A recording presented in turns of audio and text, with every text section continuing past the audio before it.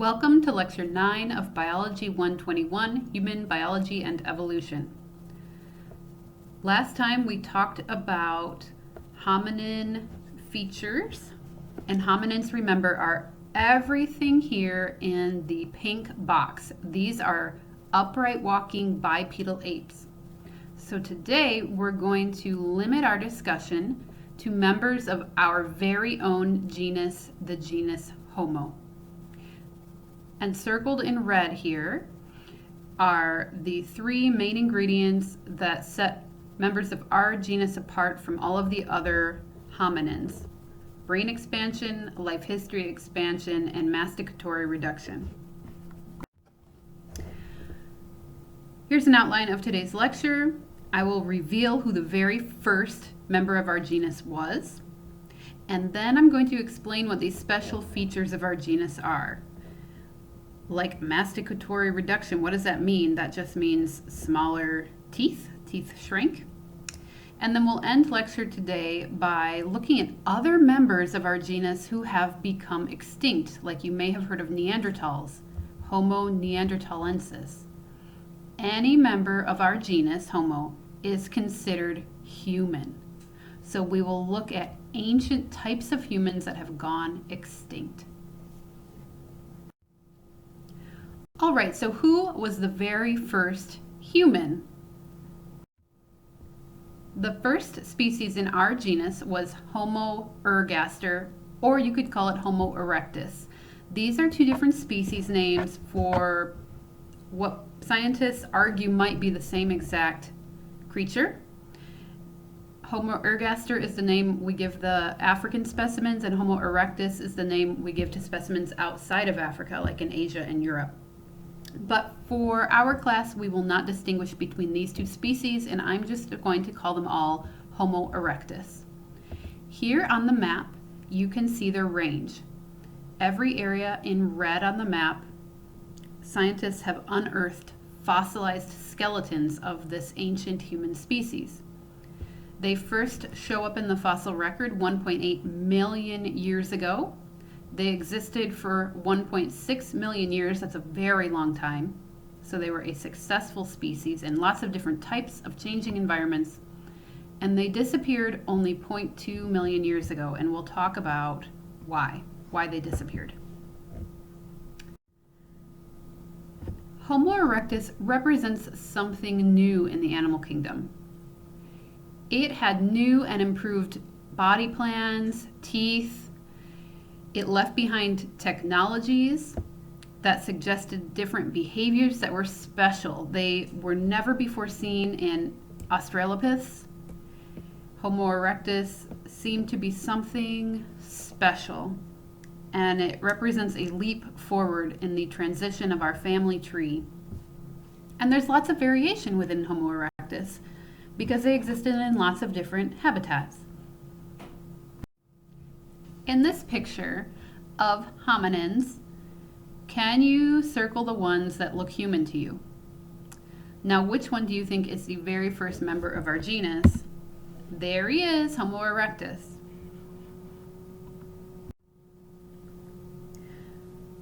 Let me explain some special features of members of our genus, starting with Homo erectus.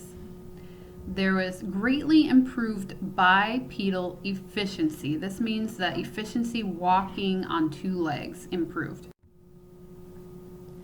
Part of this is because Homo erectus got much taller. They were bigger than Australopiths.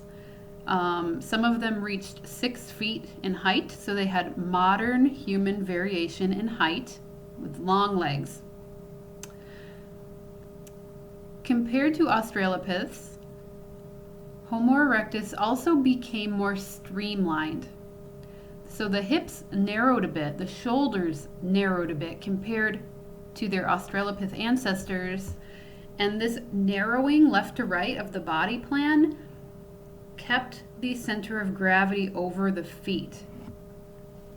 This is considered an adaptation for more efficient bipedal locomotion. Compared to modern humans, however, Homo erectus was stockier. So they had more muscle than people tend to today, and this resulted in thicker bones that they left behind and bigger joint attachments. What do all of these things mean? Well, in addition to more efficient bipedal locomotion, this could also be a heat adaptation, as the body plan was kind of stretched taller. And in your Lieberman textbook, he argues that it could also represent an adaptation for long distance traveling. So I invite you to read more about that, guided by these study guide questions. Another special feature of the Homo genus is a smaller face, and within that shrunken mouth, the teeth had to get smaller to suit. Here are two jaw bones. One on the left is from Homo erectus, and the one on the right is from an Australopith, a Lucy. And what you'll notice is the Lucy molars were really big. We talked about that last lecture. So within members of our genus, the molars have shrunk again. This suggests that they were eating softer foods. One way to make a food soft is to process it before eating it. Processing can include pounding it or cooking it. Anything to make either, if it's meat, it becomes softer. If it's a dense vegetable, cooking it makes it softer. So this is taken as evidence, these shrunken teeth, that the diet overall became softer, and this includes eating more meat, because meat is a soft food compared to like a raw tuber. Members of our genus also had a very differently shaped skull. Homo ergaster here on the left, you can see it's less snouty than ever before. And you can compare that with a robust Australopithecus on the right, whose teeth extend way out in front of the plane where the eyes are. Also, if you look at the shape of the skull from the side, you'll notice that members of our genus have a more bubble-shaped, a rounder skull. And we still retain a big brow ridge protecting the eyes. And members of our genus had bigger eyes themselves. So the size of the orbit got larger. Here's a nice picture of that brow ridge, which is a bony protrusion on the skull above the eyes that is considered protective, both in terms of sunlight and protecting the eye from getting poked. And here you can see a comparison of the eye orbits in an Australopith on the left and a Homo erectus on the right. So bigger eyes. Also the nasal opening was increased in the first members of our genus, Homo erectus. So bigger eyes, bigger noses. Evidence also suggests that members of our genus were the first hunter-gatherers. This is a lifestyle that required them to get more difficult to access foods. So contrast that with non-human primates. They feed typically on plant items that don't require any cooking or pounding. You just pick the fruit and it's edible as is. So here's a picture of a chimp and a capuchin eating fruit. They don't have to do anything to that fruit before chewing it. So that doesn't require any extra processing steps. In contrast, human foragers eat the most difficult to acquire food items, including meat. Why is meat so difficult to get? Because the animal doesn't want to become your food. Meat is considered the ultimate difficult to acquire food source for that reason. And here you can compare the percent of calories in the diet from meat, and they range in modern hunter-gatherers between 30 and 100%. versus in chimps, the number is nearer to 0. It's under 5%.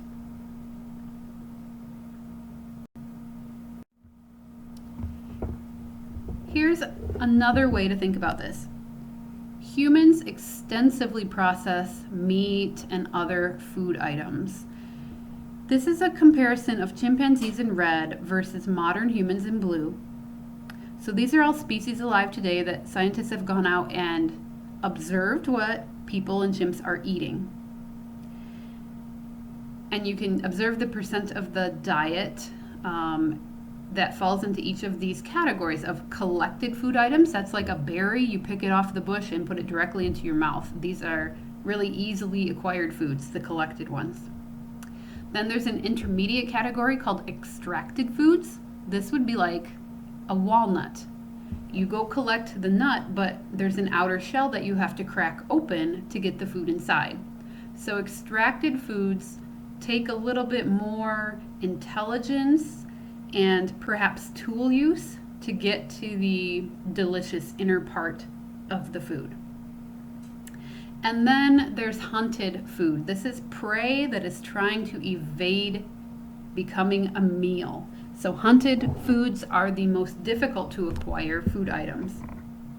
And you'll notice that the proportion of foods in each of these categories is shifted from chimpanzees into humans. So humans tend to rely on more hunted and extracted foods that happen to be very high in nutritional quality. And chimpanzees rely on more easy to get foods, things that are simply collected from the environment. Now, under the human foragers example, I've noted that humans process their food. So it requires grinding, chopping, tenderizing, and cooking. So these are all food preparation technologies that seem not 100% unique to members of our genus, but the extent to which we rely on them seems to be unique among the animal kingdom. Hunting and other types of food processing, these skills, it requires learning. So here I wanted to show a few examples, some images that are moving of children that are clearly practicing for becoming hunters or food processors later in life. And the point is that among humans, there's an intergenerational transfer of knowledge and skills, and it takes many years to become a good hunter. So here's a little boy practicing with a play bow and arrow.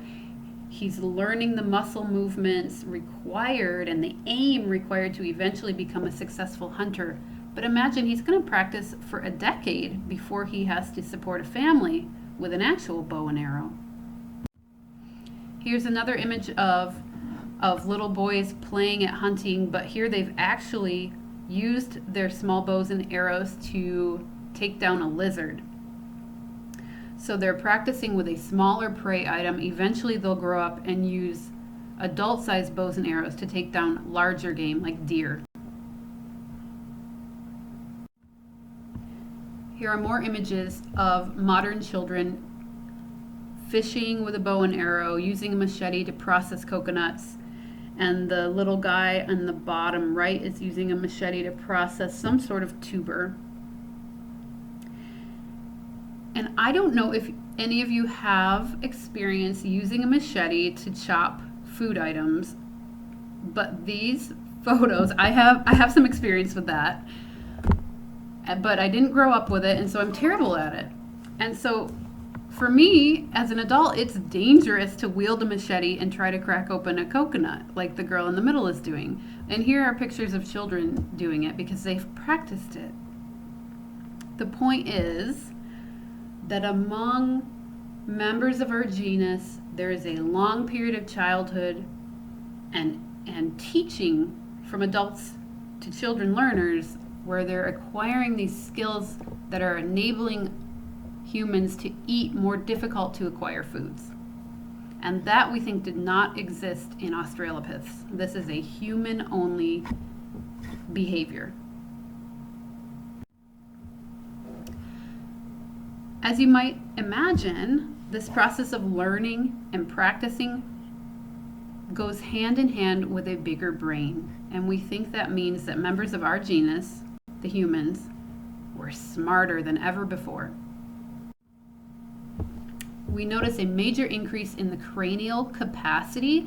That's the area, the volume of the space inside the skull. And that space increased so rapidly when Homo erectus came on scene. Brain size nearly doubled across the species' duration in that 1.6 million years during which they existed. What this graph of hominin brain size over time shows you is that Australopiths had about the same brain size as an Ardipithecus, and that was still about the same brain size as an ape, like a chimpanzee. Once members of our genus come on scene, a little more recently than 2 million years ago, you notice this giant uptick in the graph. So the slope of the graph got very steep, such that Homo erectus had an average of 800 cubic centimeters inside the skull. And this got progressively larger and larger over time.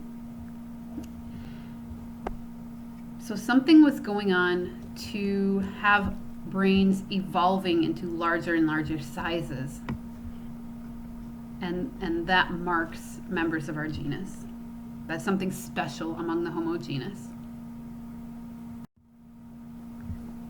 Here are some actual observation points. So each of these colorful dots represents an individual fossil. What I've circled for you here are the blue squares that represent Homo erectus cranial capacities and the date at which they were discovered. This graph goes in an opposite direction with time as the one on the previous slide. So as we get more towards the present, that's year 0 all the way over on the right. And what we see is Homo erectus brain sizes overlap with the size observed in modern day humans.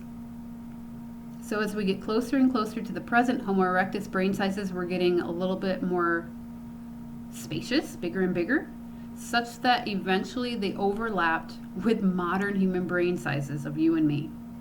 Contrast that with the Australopiths down in orange, and their brain sizes for many millions of years, starting 3.2 million years ago all the way through maybe 1.5 million years ago, all those orange dots, their brain sizes didn't increase over that time, not by much. But then suddenly among members of our genus, the brains rapidly increased in size. That's interesting. So we had rapidly expanding brains, and that shows up in the fossil record as tools and other types of technology that were never before seen. So bigger brains, we think, enabled new types of thinking, which came out in new types of technology produced and new behaviors. And they left behind clues of these behaviors. One clue is that they made stone blades and they used them to butcher meat. And there's evidence that they controlled fire. And we think they were cooking foods. And this is beneficial. It's an evolutionary adaptation because when you cook a food, it kills all the bacteria on the food. So it kills pathogens so you remain healthier. And it unlocks some of the nutrients. So cooked foods give your body more vitamins than if you ate the same food raw. More calories too, normally. Here's some more details about those pieces of evidence for the bigger brains leading to newer technology reflecting newer behaviors. Here are the stone tools, some examples, created by Homo erectus. They were really difficult to create. It required multiple steps, so you would use one rock to try to flake off bits of another rock on purpose. And these Acheulean hand axes were perfectly sized to fit in your palm so you could strike down or use it as a scraper. They're about the size of the original iPhones. And here's an image of how many different stone strikes it would take to remove layers of rock to get the scraping surface, that sharp edge that was desired. It took a lot of work. Per pound of stone, there were a lot of separate flakes. And the finished product doesn't look anything like the raw material, suggesting that the maker of this hand axe had a mental template in mind. He or she was intending to make this sharp-edged blade out of a rounded river rock. And that took some thought, some intelligence. Along with these interesting tools that required intelligence to design and create, there are also archaeological sites where the stone tools are sometimes left behind along with butchered carcasses of animals. So from one typical Homo ergaster site in East Africa, there were several elephant skeletons with stone tool cut marks. And these bones of these animals, the elephants, didn't have carnivore tooth marks on the bone. And you can distinguish between a carnivore tooth mark and a stone tool cut mark. So we think that members of our genus were the first big game hunters. Here's how you distinguish between a tooth versus a stone tool.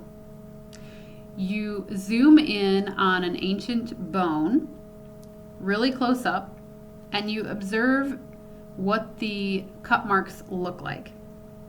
If you see parallel grooves, those were created by a stone tool because the stone tool's edges are jagged.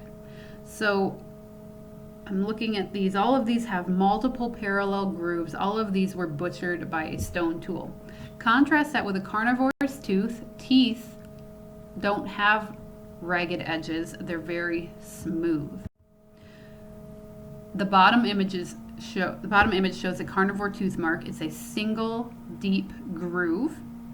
Contrast that with the stone tool cut marks above. You have two scrapes where there are several parallel shallow scratches.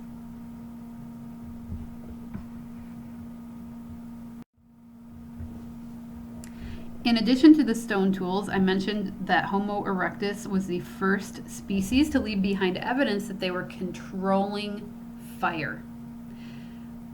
When a fire is controlled, like at a campsite, it leaves behind a chemical signature on the charred earth under the campfire. And that chemical signature differs from this different chemical signature left behind by a wild forest fire. So there's chemical evidence of these baked earth under campfires in East Africa dating to 1.6 million years ago, along with the right chemistry to suggest a controlled fire are charred animal bones. Together, this has taken as strong evidence that Homo erectus was cooking meat. They were having ancient barbecues. So Homo erectus was the first to make hand axes and the first big game hunters and the first to cook food.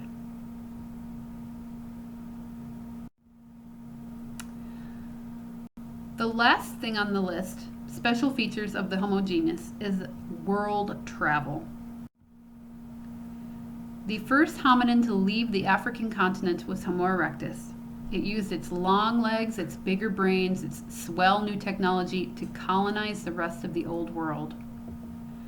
Red dots on the map are Homo erectus fossil sites, and the entire area here is their likely species distribution. So they set off on foot, crossed into the Middle East, and then spread out both east and west into Asia and Europe. So Homo erectus was the first world traveler. Homo erectus is my favorite species of hominin because they were the first hunter-gatherer, the first cook, the first of us in our family tree to leave Africa. They represented something new and special in the fossil record. They were the first human. And everything in our family tree that came after Homo erectus, they are humans too. This was a wildly successful species that spread throughout Africa and Eurasia. So next, let's talk about their local descendants. And in addition to Homo erectus, there were multiple varieties of archaic human groups. Archaic means pre-modern. Homo erectus was the first of our genus. We would consider Homo erectus an archaic human. And as Homo erectus migrated, local populations of their descendants evolved distinct features matching each local environment.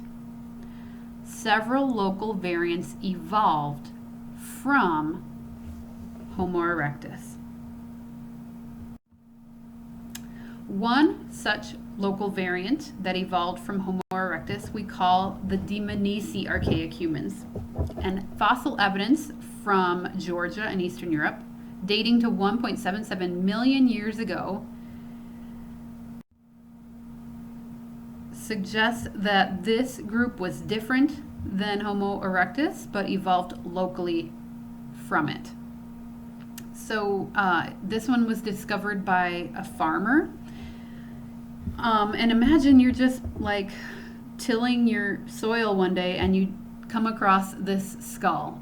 The farmer at first thought it was a human that either was a war victim or a murder victim, and so he called in the police, and the police recognized that it was much older, and so eventually archaeologists came in and they discovered it was in fact 1.77 million years old.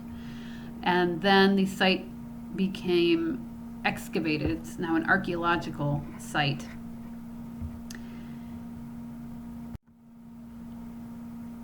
There have since been multiple Dmanisi skeletons found, and here you can see that their skulls are not quite as bulbous. They're not as big and rounded as modern human skulls. And here's a forensic artist's reconstruction of a Dmanisi face. So she looks human to me. 1.77 million years ago. This was an archaic human group. There's the femur. Looks human to me. And they left behind stone tools. The Dmanisi tools were more primitive. They were made from materials that are found locally, and they didn't have hand axes. So this meant that they were using a stone to flake off bits of another stone, but they only did it on one side. For some reason, they never went to flake off the other side to get a really, really sharp edge. They just flaked off one side. Another interesting local variant that evolved from Homo erectus existed on the island of Flores in Indonesia. And these fossils date from 1 million years ago all the way up to 18,000 years ago. 18,000 years, modern humans existed too. So these guys coexisted with modern humans. Homo floresiensis was the smallest member of our genus. The adult males measured only to 3 feet tall and 50 pounds, so they were very short. Scaling to this overall body size was their small brains that only reached 380 cubic centimeters. By comparison, a modern human brain is around 1,500 cc's, and a chimp is about 600 cc's. So their brains were about half the size of a chimpanzee. However, they left behind very complex stone tools, indicating that they had intelligence. The island of Flores is pointed to in the map with this red arrow. It's an Indonesian island. Please watch the video clip provided in D2L that explains the archaeological discovery of this unique species that was around until 18,000 years ago and is thought to have existed with modern humans on the island of Flores. There you can compare its tiny skull on the right to a modern human's on the left.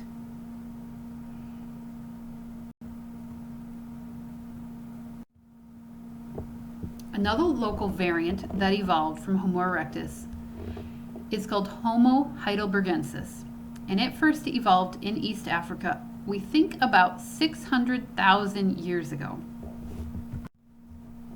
This is the species that we think became Homo sapiens. Anthropologists argue whether Homo heidelbergensis is the same species as Homo antecessor, so if you've ever come across that term, I'm calling them the same thing. These guys spread out of Africa into Europe and Asia, and they gave rise to Neanderthals, to us Homo sapiens, and to another group of archaic humans called Denisovans.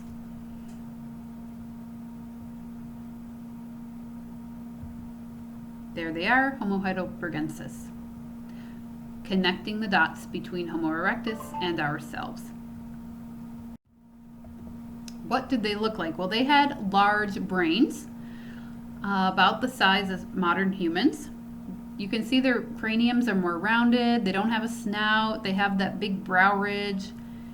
But overall, their skull was becoming more like modern humans and less like Homo erectus. Here you can compare those brain sizes again.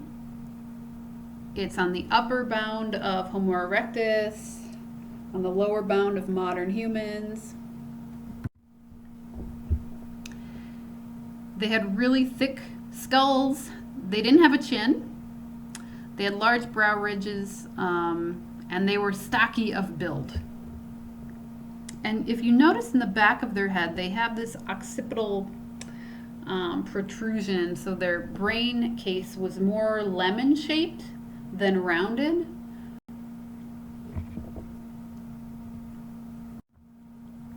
And they left behind even more complex stone tools.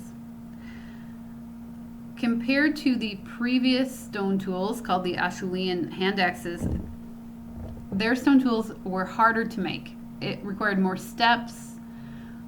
They made more types of tools. They sometimes attached these tools to wood. So you'd have like a spear tip made out of stone attached to a long wooden projectile.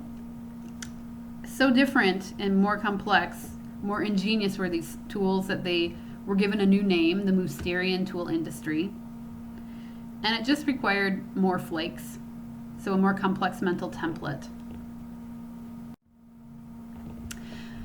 Homo heidelbergensis was also the first to make fire-hardened wooden spears, which suggests that they were hunting big, dangerous game animals. So when you harden, or when you put a spear tip in wood and you don't burn it, you just get it hot, it makes it less brittle, so that when you use it as a weapon, it's less likely to break, and it penetrates the animal deeper, so it becomes a more deadly weapon. There's also evidence that they butchered hundreds of horses at once, and one archaeological site in Germany has hundreds of butchered horses found with spear tips, and so that's taken as evidence that the spears were used to kill the horses. There's also evidence that they were cliff hunters, so they would scare large groups of of mammals into running towards a cliff, but the other mammals were too stupid to stop at the cliff, so they just fell over to their deaths. And then the ancient humans walked down and butchered the meat. So it was a way to get a lot of food all at once without putting yourself in a lot of jeopardy. It's a type of hunting called cliff hunting. Here is a close-up of those fire-hardened wood tips of spears.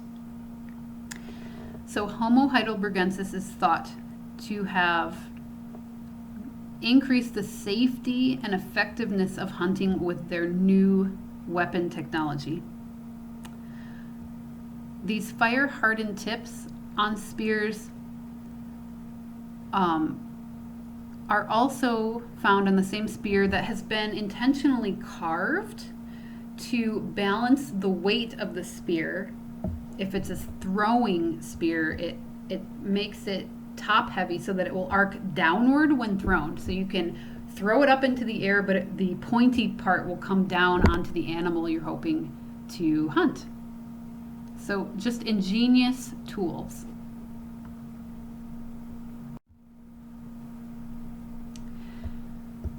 Another local variant that evolved from a Homo erectus ancestor occurred in East Asia around 500,000 years ago. These are called the Denisovans. The Denisovans were located in all of these places in green on the map. So they started perhaps in the Middle East. There's great evidence that they were around all throughout Asia and down almost to Australia, but not quite. And we know that Neanderthals and Denisovans coexisted. And your case study for this week reveals that Denisovans and modern humans interbred. Oh, I just gave away the ending. You're going to read about a high altitude adaptation, a gene, a genetic mutation that exists in modern day Tibetans who live above 14,000 feet in the Tibetan Plateau, where there is not a lot of oxygen. And this is the only genetic group of people alive today that has a particular gene called the EPAS1 gene. And EPAS1 helps people live at high elevation where there's so much less oxygen than at sea level. Now it's interesting because this gene isn't found in any other human group alive today, but it is found in Denisovan fossils. This is taken as evidence that ancient Tibetan humans, when they came in, they interbred with Denisovans that were already there. And modern Tibetans are the descendants of this mixed population of humans. And I think that's just so interesting.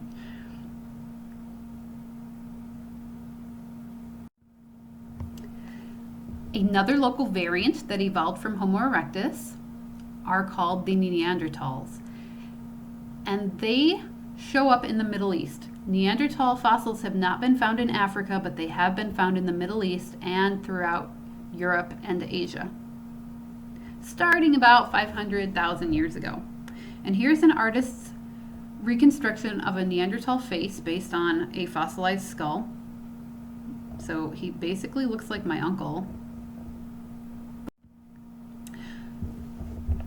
And here's a map of several Neanderthal fossil sites where Neanderthals have been found.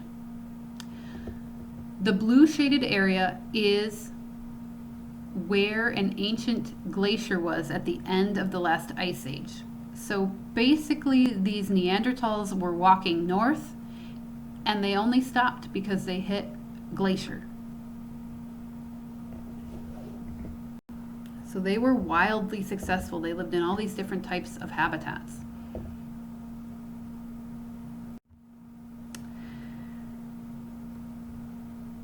They look a little bit different if we look at their bones versus modern humans. They're a little shorter and stockier. They have thicker bones, which suggests they were more muscular. And with that stockiness, just everything's a little wider. So their shoulders are a little broader, their hips are a little wider. And this might be an adaptation to the cold. It was an ice age when they were existing, but we don't know for sure whether or not this is a cold adaptation. They had a brow ridge, so unlike modern humans, they retained the brow ridge of their Homo erectus ancestor.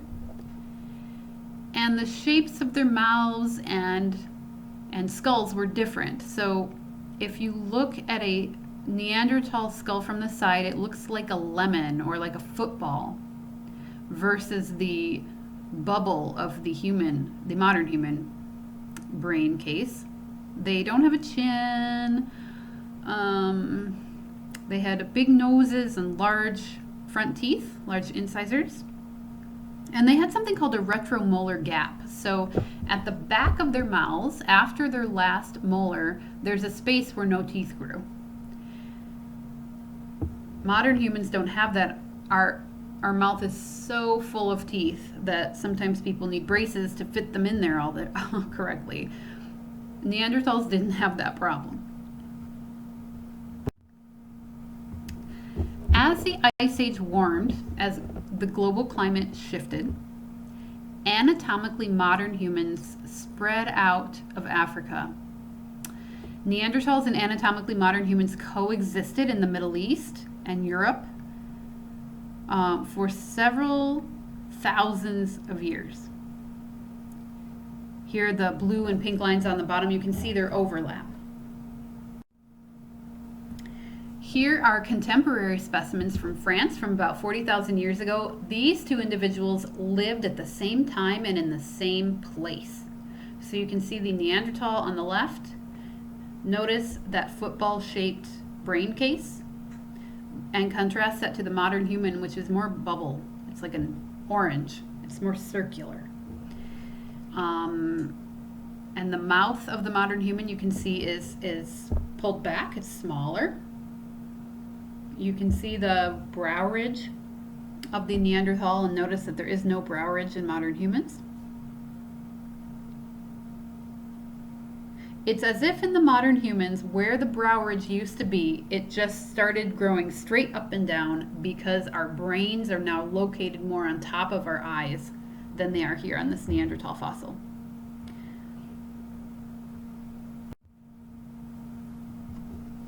All right, another local variant that evolved from Homo erectus was ourselves, potentially through Homo heidelbergensis or Homo antecessor.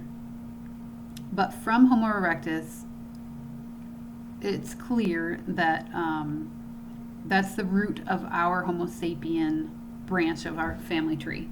So Homo sapiens show up in the fossil record in East Africa starting about 200,000 years ago.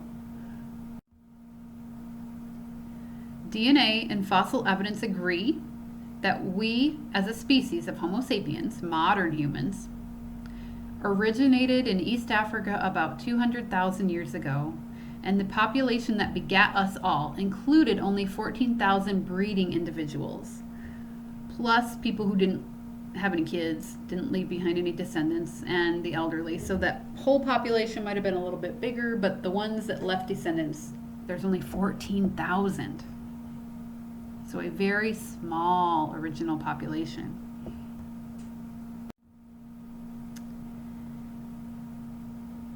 Then, around 90,000 years ago, a subset of only 3,000 or fewer people left Africa and populated the entire rest of the globe.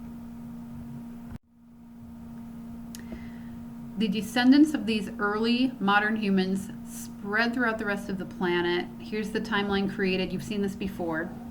From archaeological evidence, and it's since been confirmed by genetics. So people were walking on foot and conquered the entire earth.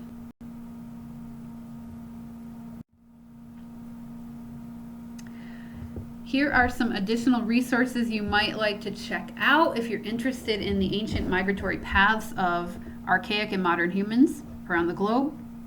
Next time we're going to talk about what happened when this wave of modern humans came out of Africa about 90,000 years ago and came into contact with other descendants of Homo erectus that already existed in Asia, in the Middle East, and in Europe before modern humans got there. So we'll see the clash of those cultures next week. Thanks for listening. Bye.